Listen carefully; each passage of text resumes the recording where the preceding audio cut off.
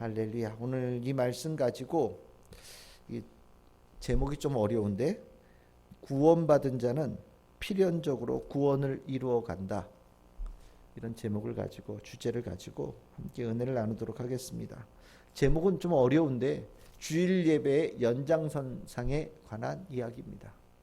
주일 예배 나시린의 서원에 관한 이야기 나누었죠. 그 얘기를 조금 더 금요 예배 때 보충하면서 오늘 기도를 좀 했으면 좋겠다라는 생각을 합니다. 주일 예배 설교를 하고 난 다음에 조금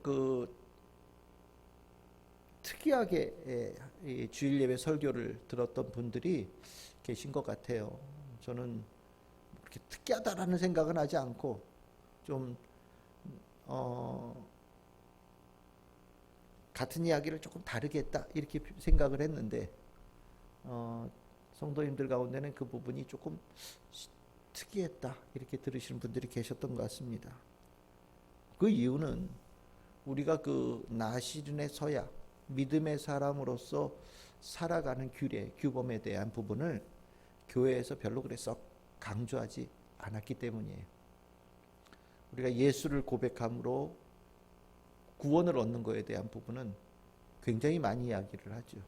그런데 성도가 어떻게 그 위에 살아가야 되느냐에 관한 강조점은 생각보다 우리나라 교회에서 많이 다루어지지 않고, 또 그 부분을 성도들에게 요구하는 것도 상당히 좀 적었던 우리나라 교회에 가지고 있는 하나의 문화입니다. 그러다 보니 성도들이 성도다운 삶을 살아가는 것에 대해서 성도들이 그렇게 중요하게 생각을 잘 안 해요. 우리가 실은 이게 옛날서부터 우리나라 처음 교회가 세워질 때부터 그랬냐? 그렇지 않아요. 오히려 우리나라의 처음 교회가 세워졌을 때는 예수를 고백하고, 예수를 구세주로 고백하고, 예수를 구세주로 고백한 자의 합당한 신앙인의 삶을 굉장히 많이 엄격하게 요구를 했었습니다.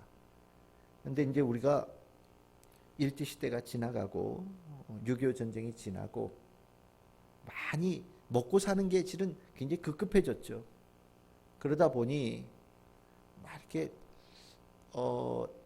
복을 받고 또 어떻게 생계를 유지하고 좀 더 나은 삶을 살아가는데 관심을 기울일 수밖에 없는 시절을 우리가 꽤 긴 시절을 지나간 겁니다.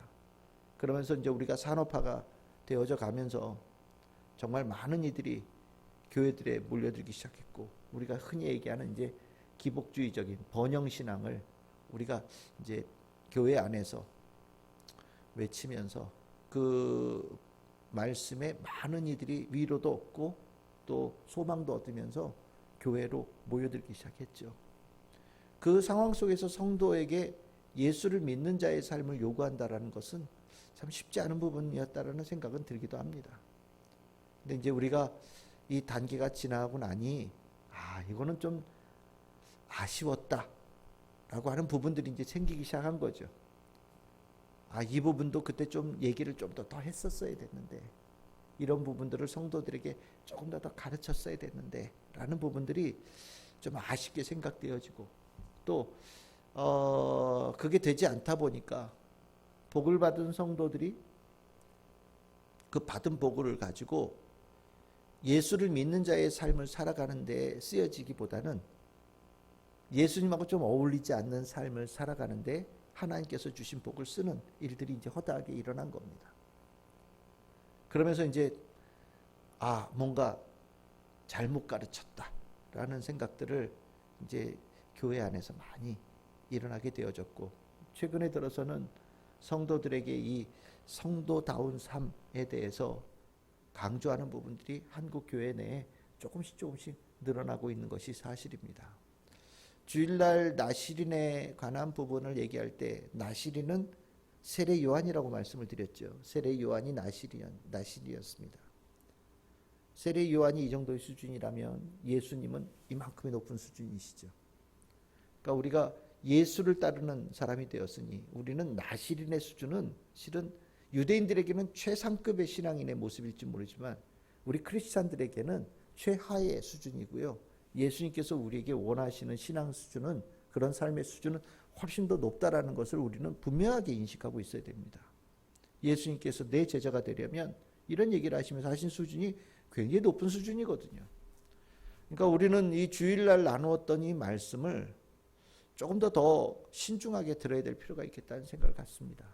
바울은 이 부분에 대해서 자신이 쓴 편지에 곳곳에 이 내용을 많이 적었는데, 특히 고린도 전후서에 이 내용을 반복해서 적어놨어요.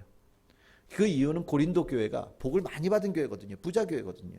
워낙 고린도가 큰 대도시에 있었으니까요. 근데 문제는 너무 음란한 도시여서 고린도 교회 안에 여러 가지 예수 그리스도를 믿는 자라고 하는 게 좀 어울리지 않는 모습들이 막 나타난 거예요.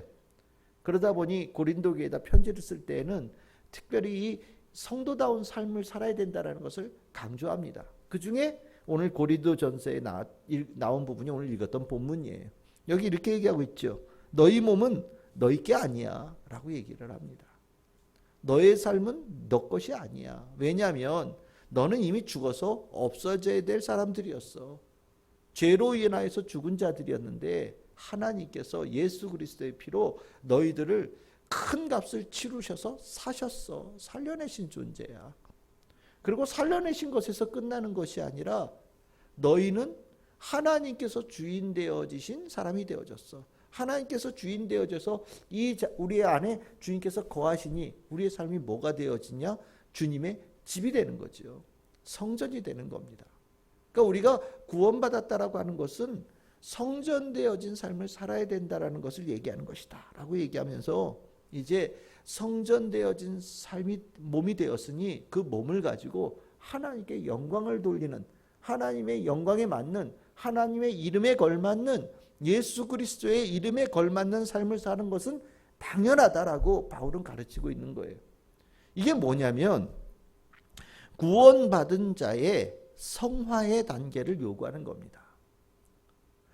제가 이 믿음에 관한 부분, 믿음과 성화에 관한 관계에 대한 부분에 대해서 이 기독교 역사 내에 어떤 전통이 있냐에 대해서 이렇게 좀 찾아봤더니, 그 영남신대라고 대구에 있는, 대구 경산에 있는 영남신대라는 데 조직신학 교수로 있는 김동gun 교수라는 사람이 이 부분에 대해서 크게 4가지의 유형으로 신앙인의 스타일을 나누어 놨더라고요. 근데 이 나눠 놓은 유형이 우리가 경험하면서 믿음 생활하는 유형을 잘 표현했다는 생각이 듭니다. 이 단계는 실은 장단점이 있거든요. 우리가 사람들마다 신앙은 이런 거야, 믿음은 이런 거야, 신앙생활 이렇게 해야 돼 라고 사람들이 조금씩 생각들이 다른 이유가, 그 구원과 그 다음에 구원받은 자로 살아가는 삶 사이에 어떤 것이 더 중요하게 여겨지냐에 따라서 조금씩 내용들이 조금씩 달라집니다.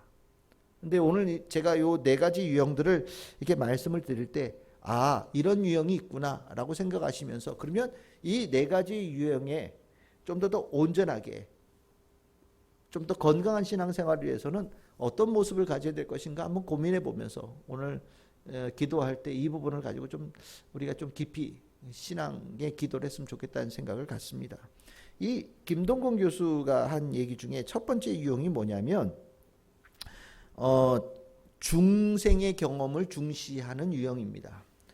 이게 어떤 거냐고 생각하시다면, 여러분들 그냥 일상적으로 쭉 살다가 갑자기 한 번에 그 예수 그리스도를 만나는 경험을 강하게 받은 사람들 있잖아요. 예를 들어서 바울 같은 사람이죠.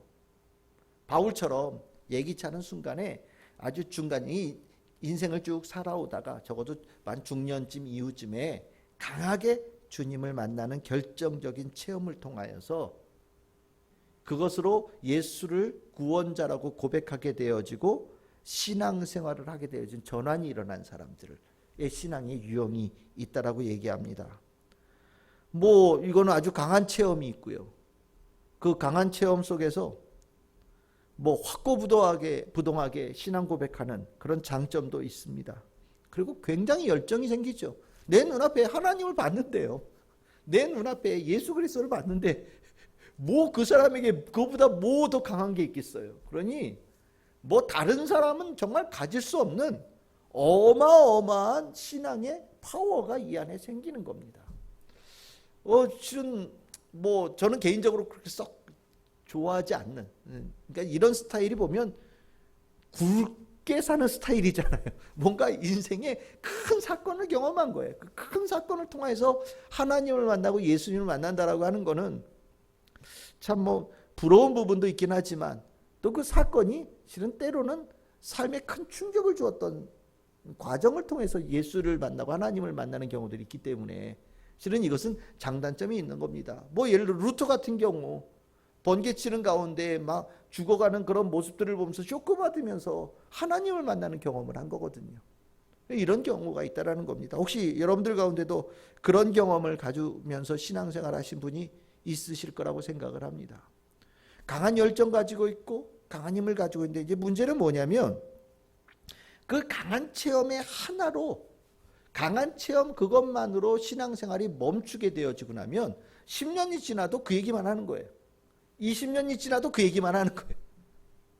그러니까 그것이 이 사람에게 예수 그리스도를 따르는 자의 합당한 삶을 그 한 번의 경험이 완전하게 이루어지느냐? 그러지는 못하다라는 겁니다. 우리가 이제 뭐 예를 들어서 이게 가끔 이제 교회 오시죠. 이렇게 얘기를 하면 어떤 분이 자기 과거 얘기를 하는 분들이 있어요. 제가 목사님 실은 10년 전에 뭐 교회 뭐 안수집사 회장이었습니다. 뭐 30년 전에 제가 큰 교회 청년 회장이었습니다. 그때 막 뜨겁게 막 신앙생활하고 그때 뭐 빌리그레암 목사님 막 오시지 않았습니까? 제가 막 거기 가서도 막 전도 집회에 가서 은혜도 받고 했습니다. 그 얘기만 하는 거예요. 그때 막 뜨겁게 주님 믿었습니다. 예. 그런데 지금은요, 그냥 교회는 안 나갑니다. 뭐 이런 거 있잖아요. 한 번의 경험이 삶을 완전히 뒤집어 놓을 수 있을 거라는 생각이 드는데 실은 그게 그렇게 되지가 않아요. 왜냐하면 우리 안에 주님으로 인하여서 새 사람이 되어지는 성품이 들어오죠. 근데 우리는요, 두 발을 이 땅에 딛고 있거든요. 그래서 여전히 내 삶에 영향을 주는 옛사람이 남아있어요. 그 옛사람이 남아있는 그 상태는요, 계속해서 가만히 두면 이 두 다리를 통해서 그 옛사람의 성품이 쭉 물을 빨아 끌어올리듯이 점점 올라옵니다. 그렇게 되어지지 않으려면 어떻게 돼야 됩니까? 내가 옛날에 그 진창이었던 삶의 땅으로부터 벗어나서 예수 그리스도의 반석 위에 내 발을 옮기는 삶을 내가 살아야 되거든요. 그래야 이 옛날의 사람의 그 더러운 물이 내 삶을 다시 빨려서 이렇게 올라오는 그런 일이 일어나지 않죠. 그런데 한 번의 경험을 받아서 새 사람이 무엇인지는 알았는데 여전히 두 발을 옛날에 더러운 땅에 딛고 있으니 10년이 지나고 20년이 지나면 경험은 있는데 온 몸은 옛날의 성품으로 완전히 쩌든 상태가 되어지는 약점을 가지고 있다는 겁니다. 즉 한 번의 경험을 가지고 신앙생활을 되어진다라고 하는 것은 성숙되어짐에 문제가 있다. 혹시 여러분들 가운데 그런 분들이 계시다면 이 문제를 분명히 인식했으면 좋겠습니다. 두 번째는요, 딱 저와 같은 스타일이에요. 모태신앙 같은 스타일이에요. 문화와 환경 속에서 예수 그리스도를 알아가는 과정 속에 살아가는 사람들입니다. 이 사람은요, 예수님을 특별하게 만난 경험, 예수님에게 특별하게 사건 없잖아요. 그렇죠? 모태신앙의 특징이 뭐냐면 그냥 환경을 통하여서 삶을 통하여서 계속해서 하나님의 사랑과 은혜가 이렇게 누적되어져 가는 거예요. 누구는 없던 것이 한꺼번에 통장에 몇 억짜리가 한꺼번에 쾅 입금되는 사람도 있지만 누구는 10원부터 시작해서 100원, 1000원, 만원 이렇게 누적되어지는 사람도 있잖아요. 꼭 그런 스타일의 삶을 얘기하는 겁니다. 하나님의 은혜가 조금씩 누적돼서 올라오는 거죠. 이런 신앙인의 사람들을 흔히 성화의 과정 속에 믿음 생활하는 사람이다라고 얘기합니다. 그냥 신앙생활이 삶이 되어진 사람들이에요. 이런 사람들은요, 기복이 없어요. 기복이 있을 수가 없죠. 다른 삶은 아예 몰라요. 내가 한 번이라도 진창에 빠져서 내 발을 담그고 있었던 경험이 있느냐? 없잖아요. 원래부터 정말 은혜 가운데 부모님에 의해서 예수 그리스도의 반석에서 살아가는 삶의 터전을 위해 태어난 거예요. 그러니 그 위에 있고 그 위에서 나날이 살아가니 그냥 특별한 기복 없이 신앙생활을 쭉 유지되어져 갈 수 있는 스타일입니다. 이런 사람들에게 예수님 만났다, 하나님 만났다 그래가지고 완전히 어저께와 오늘 완전히 달라져가지고 막 입이 근지러워가지고 막 나와가지고 간증하고 싶어서 막 난리치는 사람 보면 좀 이상한데? 이런 생각도 갖게 되어져요. 예. 야, 저 사람 좀 위험해. 예? 무슨 신앙생활을 하는데 저렇게 요란하게 신앙생활하냐? 신앙생활은 그냥 늘 한결같이 쭉 가는 거지. 뭐 예수 만났다고 갑자기 무슨 뭐 개구리가 뜨거운 물속에 들어갔던 것처럼 그냥 팍팍 뛰어가지고 쌩 난리치고 저런 거, 야, 좀 이상한 것 같아. 야, 신앙생활은 그렇게 하는 거 아니지 라고 얘기를 하기도 합니다. 그런데 이런 사람들이 약점이 있죠. 성화의 과정은 있는데 그런 사람들을 약간 무시하면서도 한편으로 부러움이 있어요. 신앙생활 어릴 때부터 주님 안에서 쭉 자랐는데 누가 하나님 강하게 경험했다 이렇게 얘기 들으면 괜히 부러워가지고 기도하면서 하나님 나도 한번 뜨겁게 주님 만나고 싶은데 어떻게 좀 안 될까요? 뭐 이런 생각들, 하나님 내가 뭐 부족해가지고 하나님 나한테는 안 나타나 주시나요? 뭐 이런 것으로 괜히 자기의 마음을 이렇게 조아리고 이렇게 막 불안해지고 뭔가 뒤떨어졌다는 느낌을 갖게 되어지고, 내가 한때는 그래도 우리 반에 1등이었는데 갑자기 어떤 애가 은혜 받아서 성적이 쭉 올라간 걸 보니까 내가 갑자기 꼴등으로 떨어진 것 같다는 느낌도 들고 막 불안감을 느끼게 되어지는 경우들도 생긴다는 겁니다. 밋밋함 속에 지나가면서 점점점 확신이라고 하는 것들이 줄어들고 미미해 보이는 그런 불안감을 갖게 되어지는 경우들이 이런 스타일이에요. 이런 사람들이 그냥 그 환경 속에서 쭉 자라가다 보면 나중에 어떤 문제가 생기냐면 누군가가 좋은 걸로 꼬시면요 홀락 넘어가요. 좋은 게 있어. 좋은 게 내가 저게 좋은 거 있어. 전혀 예를 들어서 이런 사람이 야 내가 저기에 뭐 술 뭐 싸게 팔고 안주 맛있게 파는 집이 있는데 함께 갈래 이런 데는 안 넘어가요. 거기는 나쁜 데라는 걸 알아요. 근데 이런 분들이 넘어가는 데가 어디냐면 이단한테 넘어가요. 내가 알고 있던 것에 뭔가 조금 더해주는, 내가 알고 있던 것과 조금 뭔가 다른 것을 가르쳐주는, 나를 조금 더 힘있게 만들고 생동감 있게 만드는 신앙을 만들어준다는 얘기를 듣고 나면 갑자기 궁금한 생각이 들어서 거기를 간다는 거죠.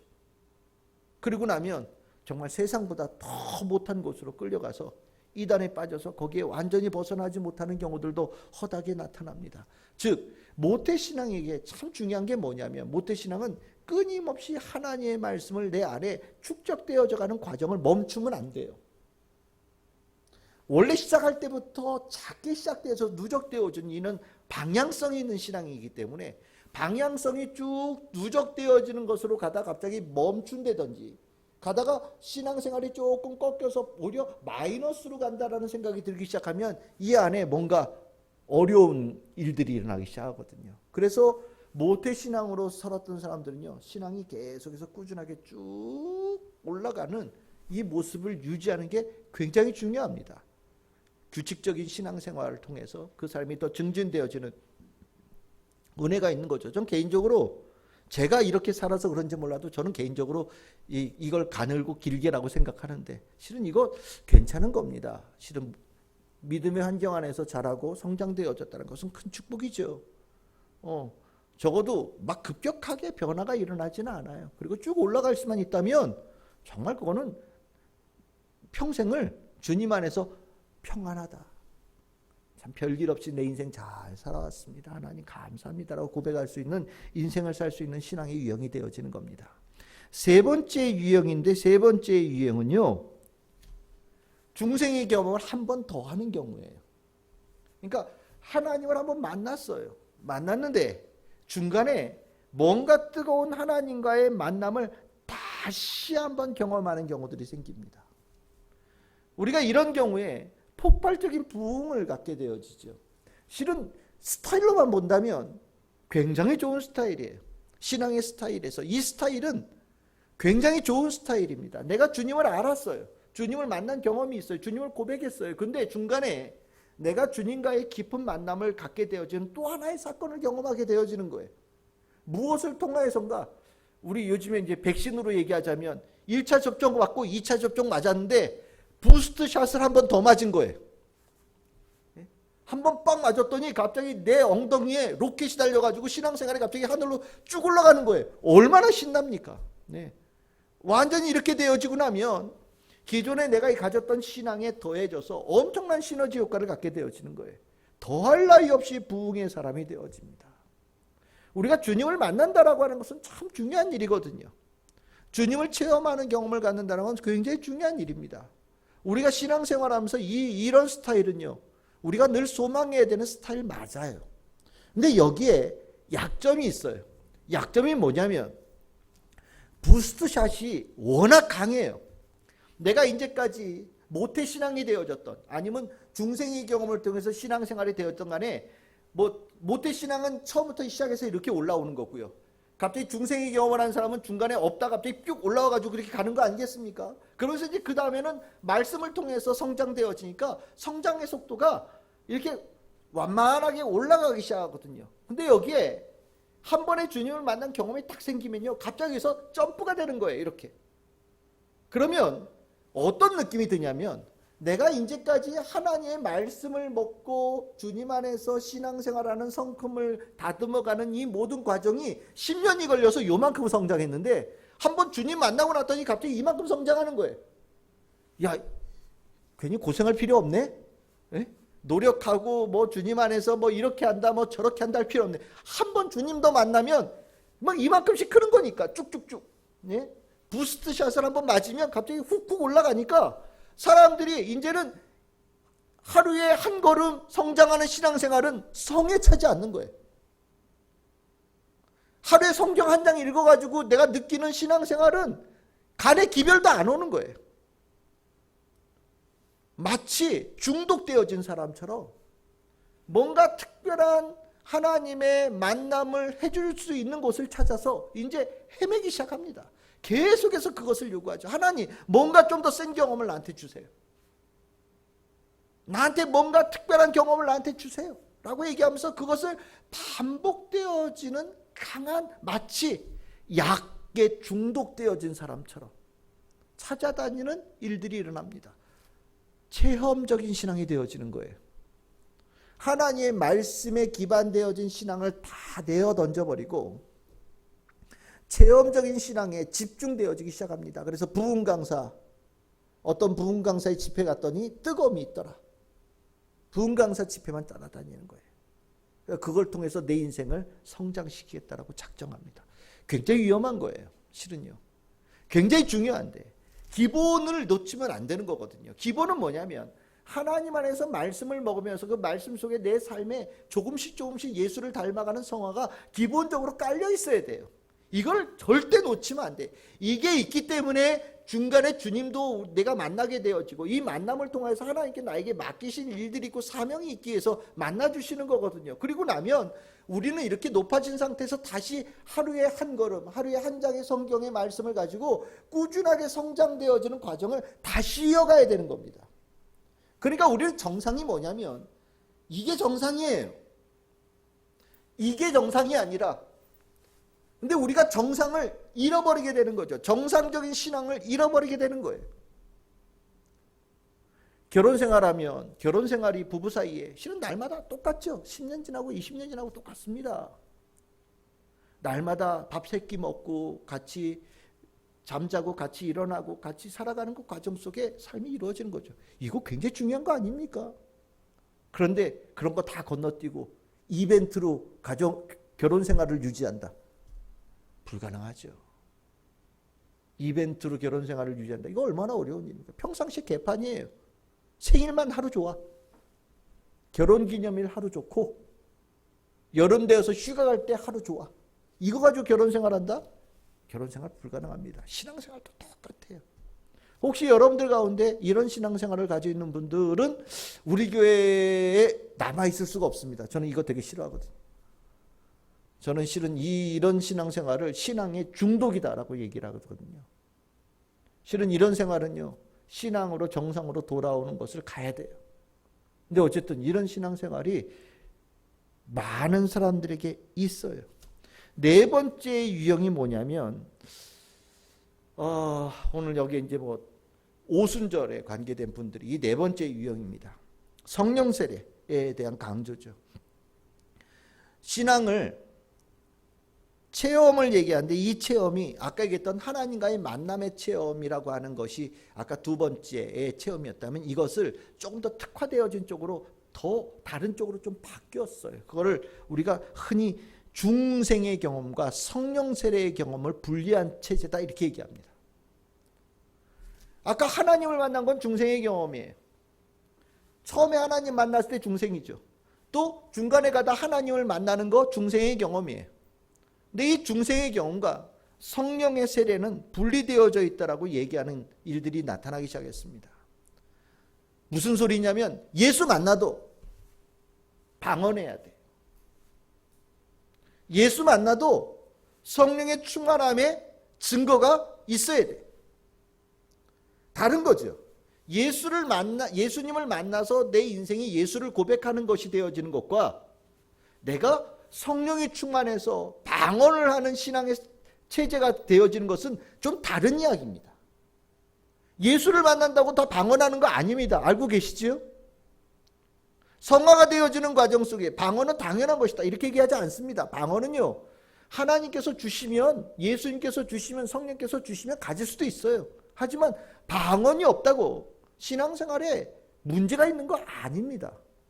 그런데 우리가 신앙이 이제 오순절의 계통의 이 신앙이 20세기서부터 유행이 되어지기 시작하면서 우리가 알고 있는 말씀이나 예수님과의 만남에 의해서 중생과 성화의 과정에 하나가 더 붙기 시작한 거예요.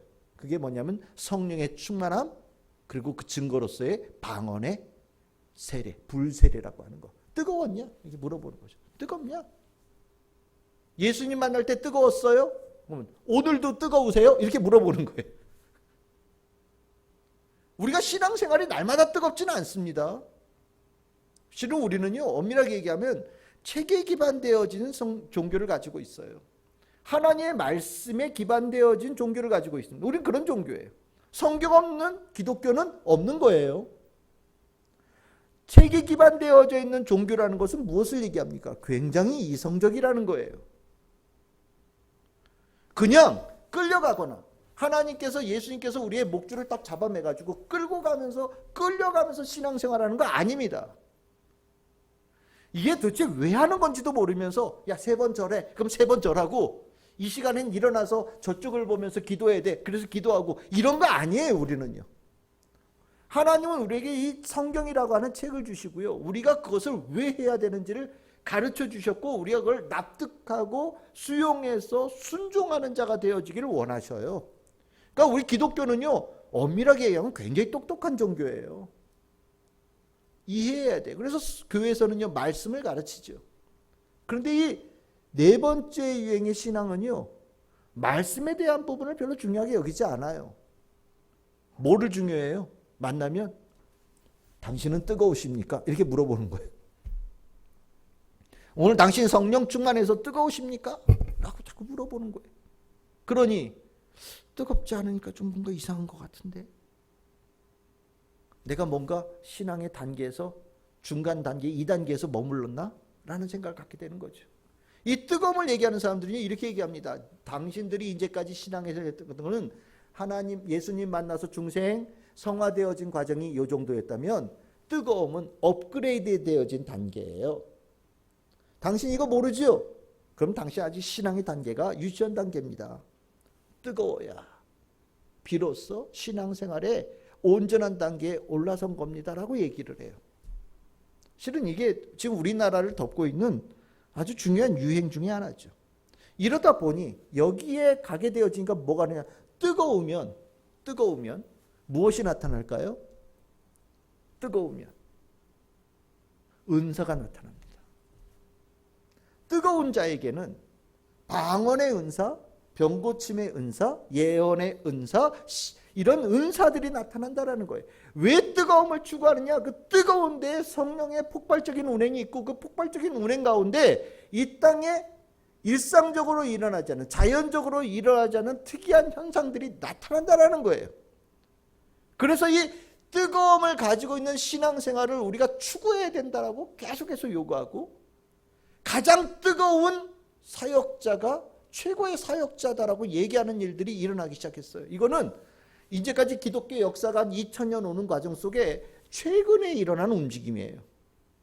그래서 이 부분에 대해서 이단성의 논란이 있을 수밖에 없겠죠.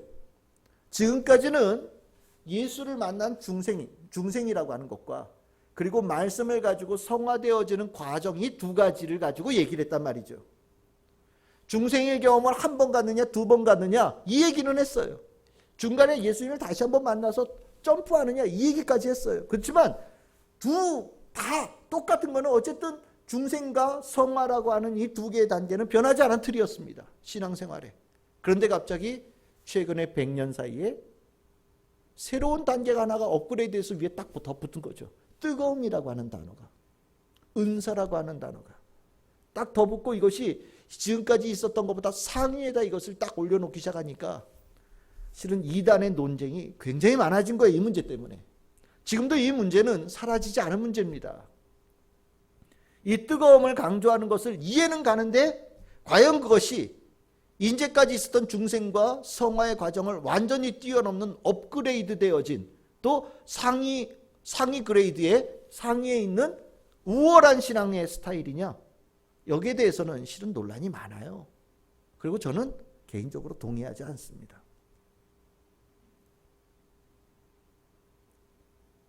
예수 그리스도 말씀을 벗어난 뜨거움이라고 얘기하는 것은 결국 은사주의의 다름이 아니고, 또 이걸 조금 더 비하해서 얘기하자면 약간 샤머니즘적인 요소도 들어있다고 생각되어지고, 또 이것이 교회 안에 어떤 문제가 생기냐면, 당신은 뜨거워요? 안 뜨거워요? 안 뜨거워요? 그럼 당신은 저쪽이에요. 당신은 뜨거워요? 당신은 이쪽이에요. 뜨거운 자와 뜨겁지 않은 자를 나누고, 뜨거운 자가 위에 있는 것 같은 교회 안에 일치와 연합을 깨트리는 요소로도 나타난다라는 겁니다. 방언을 하는 사람과 방언하지 못하는 자가 나누어지니까 어떻게 돼요? 그런 교회에서는요. 방언 못하는 사람을 붙잡아 놓고 방언을 하게끔 만들어요. 방언할 때까지 집에 안 보내요. 방언을 하지 못하면 신앙생활에 문제가 있는 것처럼 얘기를 해요. 근데 정말 그러냐? 저는 그렇게 생각 안 하거든요. 그리고 성경 안에도 어디에도 그런 얘기가 나오는 데가 없어요. 우리는 지금 이제 4가지의 유형을 얘기를 했어요. 중생, 성화, 이제 맨 마지막에 뜨거움이라고 하는 부분까지 얘기했지만, 이 뜨거움은 별개로 칩시다.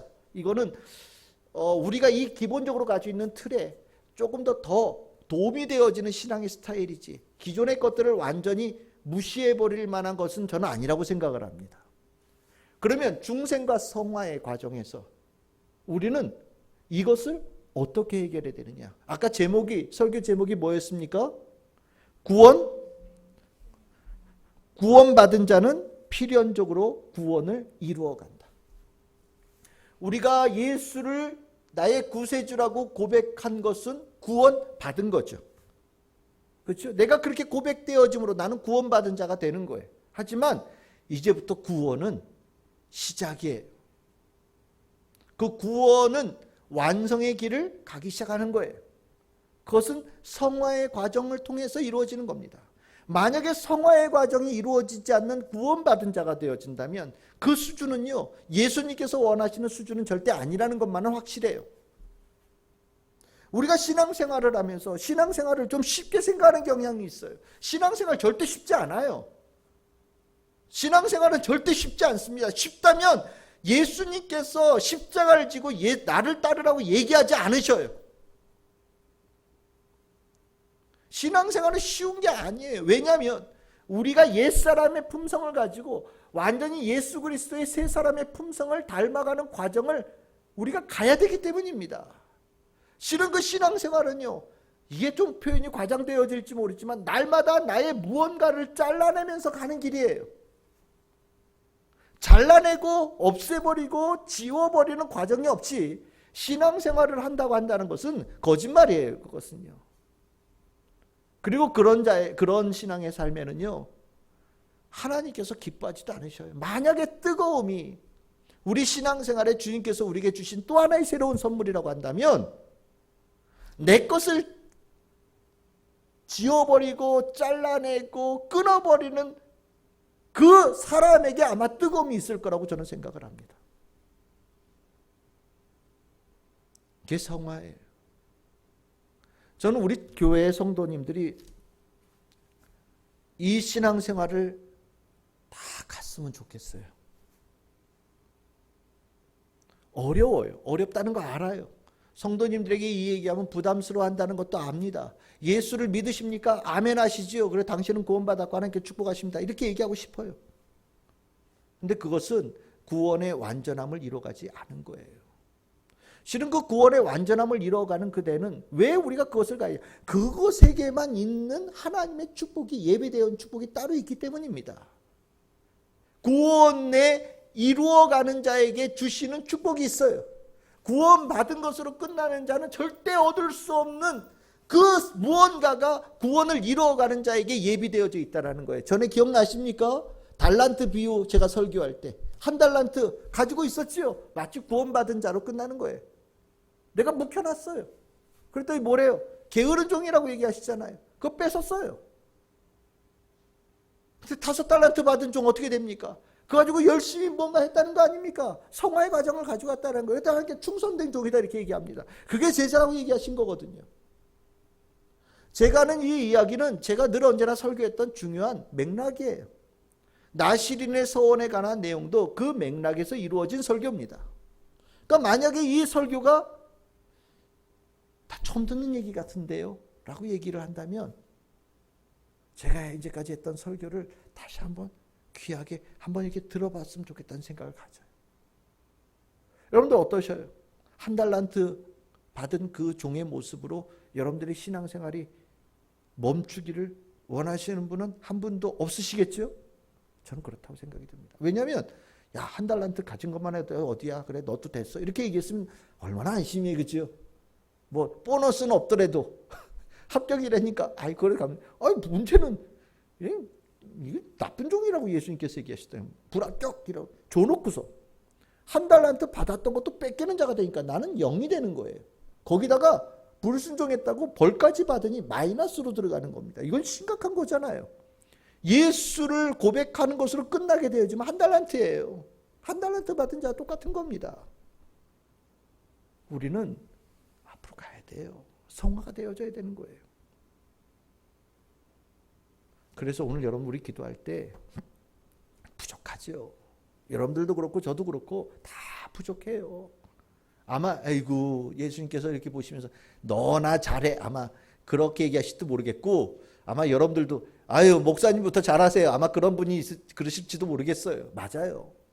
다 부족해요. 근데 중요한 거는 어쨌든 우리가 그 부분을 늘 머릿속에 마음속에 갖고 그렇게 되어지기를 소망하며 살아가는 것에 대한 가치는 우리는 알아야 된다는 겁니다.